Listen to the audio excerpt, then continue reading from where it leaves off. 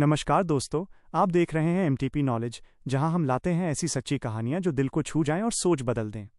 आज हम बात करने जा रहे हैं उस इंसान की जिसने गरीबी, मुश्किलें और समाज के ताने सब झेले, लेकिन हार नहीं मानी और एक दिन अमेरिका का मेयर बन गया। नाम है ज़ोहरान ममदानी। ज़ोहरान की कहानी अफ्रीका की मिट्टी से शुरू होती है। उनके माता पिता युगांडा से थे। जब वहां पर राजनीतिक हालात खराब हुए तो परिवार को अपना घर बार छोड़कर भारत आना पड़ा। कुछ दिन दिल्ली में रहे, फिर बेहतर जिंदगी की तलाश में अमेरिका चले गए। ज़ोहरान बचपन से ही बहुत संवेदनशील और समझदार थे।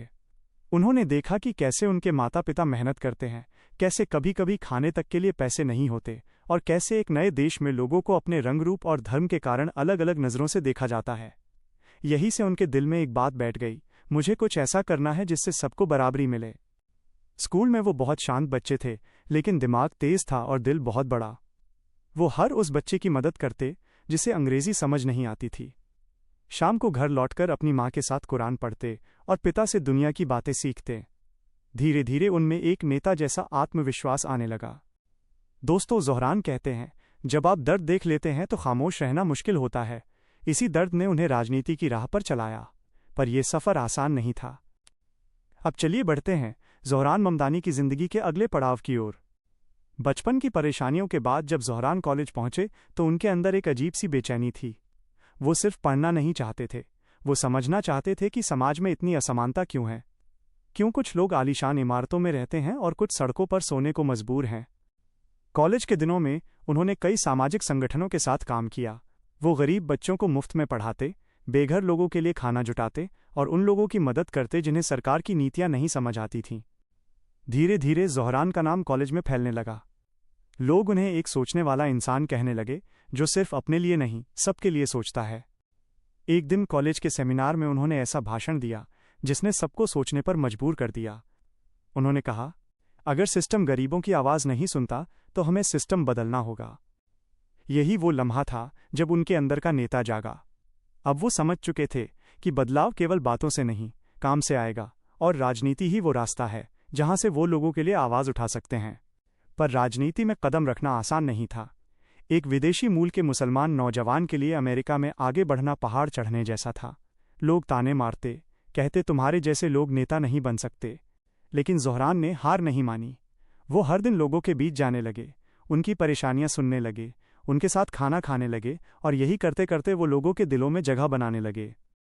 उनका कहना था, नेता वो नहीं जो ऊपर से आदेश दे, नेता वो है जो नीचे से आवाज़ उठाए। धीरे धीरे ज़ोहरान की पहचान जनता के बेटे के रूप में होने लगी। पर असली संघर्ष तो अब शुरू होना था। दोस्तों, आप देख रहे हैं एमटीपी नॉलेज, जहां हम बताते हैं उन लोगों की कहानियां जिन्होंने हालात से नहीं, अपने हौसले से लड़ाई लड़ी। अगर आप भी ऐसे लोगों से प्रेरित होते हैं तो चैनल को लाइक, शेयर और सब्सक्राइब ज़रूर करें। अब बात करते हैं उस मोड़ की जहां से ज़ोहरान ममदानी की सोच ने एक नया रूप लिया, जहां से वो सिर्फ एक छात्र नहीं बल्कि जनता के सच्चे साथी बन गए। कॉलेज के बाद उन्होंने न्यूयॉर्क के एस्टोरिया इलाके में काम करना शुरू किया। यहाँ उन्होंने देखा कि एक ही मोहल्ले में कुछ परिवार करोड़ों में खेल रहे हैं और वहीं दूसरी गली में लोग किराया देने के लिए भी संघर्ष कर रहे हैं। वो लोगों से मिलते, बात करते, सुनते। कई ड्राइवर, वेटर, प्रवासी और मजदूरों से उनका रिश्ता बन गया। उन्होंने महसूस किया कि ये शहर सबको बराबर मौका नहीं देता। गरीबों की तकलीफें, प्रवासियों का दर्द और नस्ल के आधार पर भेदभाव, यही सब उनके दिल में आग की तरह जल रहा था। एक रात जब वो एक रेस्टोरेंट में काम से लौट रहे थे, उन्होंने देखा कि एक टैक्सी ड्राइवर को पुलिस ने रोका था, सिर्फ उसकी शक्ल देखकर। ज़ोहरान उस दिन बहुत देर तक सो नहीं पाए।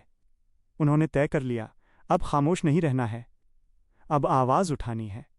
धीरे धीरे उन्होंने मोहल्ले में छोटे छोटे कैंपेन चलाने शुरू किए, किराया कम करने की मांग, स्कूलों में समान शिक्षा और प्रवासियों के लिए सुरक्षा कानून।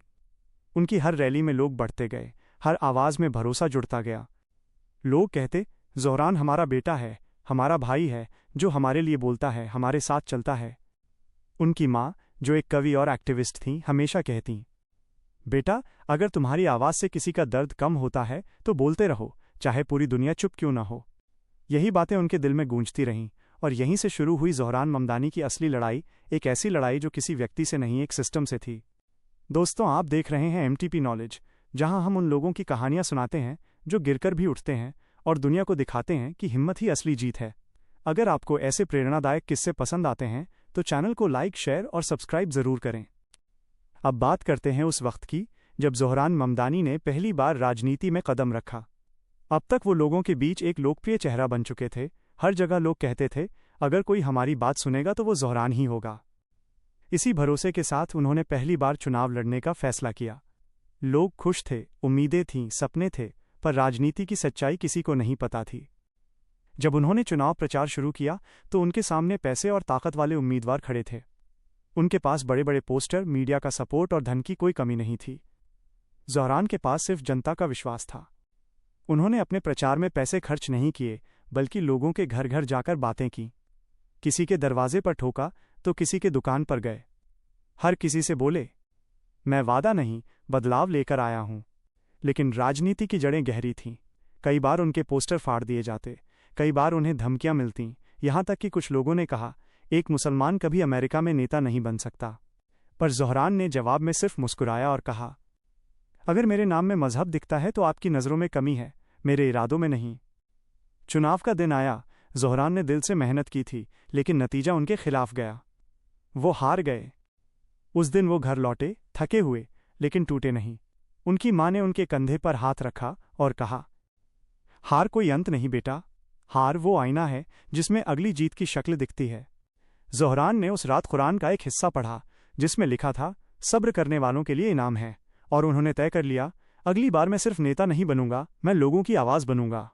यहीं से उनकी सोच और मजबूत हुई और ज़ोहरान ममदानी ने खुद से वादा किया, अब लड़ाई बड़ी होगी और मंजिल भी। दोस्तों, आप देख रहे हैं एमटीपी नॉलेज, जहां हम बताते हैं उन लोगों की सच्ची कहानियां जो न सिर्फ खुद बदले बल्कि समाज को भी बदल डाला। अगर आपको ऐसे लोग पसंद हैं जो सच्चे दिल से जनता के लिए जीते हैं तो चैनल को लाइक, शेयर और सब्सक्राइब ज़रूर करें। अब बढ़ते हैं ज़ोहरान ममदानी की ज़िंदगी के उस हिस्से की ओर जहां उन्होंने जनता का भरोसा जीतने की ठान ली थी। पहली हार ने उन्हें तोड़ा नहीं बल्कि और मजबूत बना दिया। वो समझ गए कि जीतने के लिए लोगों के दिल जीतने पड़ते हैं, सिर्फ वोट नहीं। ज़ोहरान ने अपनी हार के बाद फिर से सड़कों पर उतरना शुरू किया। अब वो नेता नहीं बल्कि सेवक बनकर लोगों के बीच जाने लगे।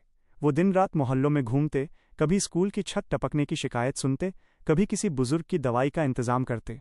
लोगों को महसूस हुआ, ये इंसान सच में हमारा है। धीरे धीरे उनकी छवि एक ईमानदार और साफ सुथरे नेता की बन गई। लोग कहते, ज़ोहरान अलग है, ये दूसरों जैसा नहीं है। उन्होंने छोटे बच्चों के लिए लाइब्रेरी खोली, स्कूलों में मुफ्त ट्यूशन की व्यवस्था करवाई और बेघर परिवारों के लिए रेंट कंट्रोल की मांग उठाई। हर छोटी छोटी कोशिश जनता के दिल को छू जाती थी। एक बार एक बूढ़ी औरत ने उनसे कहा, बेटा, जब तू बोलता है ना तो लगता है कोई अपना बोल रहा है। यही बात ज़ोहरान के दिल में बस गई। अब वो जानते थे कि राजनीति सिर्फ भाषणों से नहीं, लोगों की भावनाओं से चलती है। उसी दौरान उन्होंने कई टैक्सी ड्राइवरों से मुलाकात की जो मुश्किल में थे, किराया बढ़ा नहीं सकते थे और कंपनी की नीतियों से परेशान थे। ज़ोहरान ने उनके साथ धरना दिया, सड़कों पर बैठकर नारे लगाए, हमें बराबरी चाहिए, इंसाफ चाहिए। उनका ये रूप देखकर मीडिया भी ध्यान देने लगी। लोगों ने कहा, ये लड़का सिस्टम से नहीं डरता, ये सिस्टम बदल देगा। धीरे धीरे ज़ोहरान ममदानी हर वर्ग की आवाज़ बन गए, चाहे वो प्रवासी हों, मजदूर हों या युवा छात्र। अब वक्त आ गया था जब उनकी लोकप्रियता को वोट में बदलने का वक्त था। दोस्तों, आप देख रहे हैं एमटीपी नॉलेज, जहां हम आपको दिखाते हैं सच्चाई, संघर्ष और सफलता की वो कहानियां जो इंसान को अंदर तक हिला देती हैं और हिम्मत देती हैं। अगर आपको ये कहानी अब तक अच्छी लग रही है तो चैनल को लाइक, शेयर और सब्सक्राइब करना मत भूलिए। अब बढ़ते हैं आगे। ज़ोहरान ममदानी की जिंदगी अब एक नए मोड़ पर थी। पहली हार के बाद उन्होंने जनता का भरोसा जीत लिया था। अब वो दोबारा मैदान में उतरने वाले थे, लेकिन इस बार पूरा शहर उनके साथ था। अस्टोरिया की गलियों में अब हर दीवार पर लिखा था, ज़ोहरान हमारे अपने हैं। लोगों ने खुद उनके लिए पोस्टर बनाए, कई छोटे दुकानदारों ने अपनी दीवारें उनके नाम कर दीं। किसी ने पैसे नहीं लिए, सबने कहा, यह हमारी लड़ाई है। ज़ोहरान ने चुनाव प्रचार का तरीका बदला। उन्होंने कहा, मैं झूठे वादे नहीं करूंगा, मैं सच्चाई लेकर आया हूं और सच्चाई हमेशा जीतती है। वो हर गली, हर दुकान, हर घर में गए। कभी टैक्सी ड्राइवरों के साथ चाय पीते, कभी छोटे स्कूलों में बच्चों से बातें करते, कभी सड़कों पर लोगों के साथ चलने लगते। हर मुलाकात में लोग उनकी सादगी से प्रभावित होते गए। वो सूट बूट वाले नेता नहीं थे, वो आम लोगों जैसे ही कपड़े पहनते और हमेशा मुस्कुराकर कहते, मैं भी आप ही की तरह एक साधारण इंसान हूं। लेकिन इस बार भी मुश्किलें कम नहीं थीं। उनके खिलाफ कई झूठे प्रचार किए गए। कुछ लोगों ने उन्हें बदनाम करने की कोशिश की, कहा गया कि ज़ोहरान मुसलमान हैं, वो सबका भला नहीं करेंगे। किसी ने कहा वो बाहर से आए हैं, इन्हें हमारे शहर की समझ नहीं। मगर जनता सब समझ चुकी थी। लोगों ने कहा हमें उनके मजहब से नहीं, उनके दिल से मतलब है। दिन रात मेहनत, लगातार जनसंपर्क और जनता की दुआओं के साथ ज़ोहरान ने चुनाव की आखिरी रात भी मोहल्ले के लोगों के साथ बिताई। वो बोले, मैं जीतूं या हारूं, मेरी लड़ाई इंसाफ के लिए हमेशा जारी रहेगी। और फिर आया नतीजे का दिन। पूरा शहर सांसें थामे बैठा था। पहले कुछ घंटे तक मुकाबला कड़ा रहा, लेकिन जैसे जैसे गिनती आगे बढ़ी, ज़ोहरान ममदानी आगे निकलते गए। लोग झूम उठे, सड़कें तालियों और नारेबाजी से गूंज उठीं, ज़ोहरान जिंदाबाद, हमारा बेटा मेयर बनेगा। दोस्तों, आप देख रहे हैं MTP नॉलेज, जहां हम सच्ची कहानियां सुनाते हैं उन लोगों की जिन्होंने डर को नहीं, हिम्मत को चुना। अगर आप भी मानते हैं कि सच्चाई कभी हार नहीं सकती, तो अभी लाइक बटन दबाइए और वीडियो को शेयर करिए।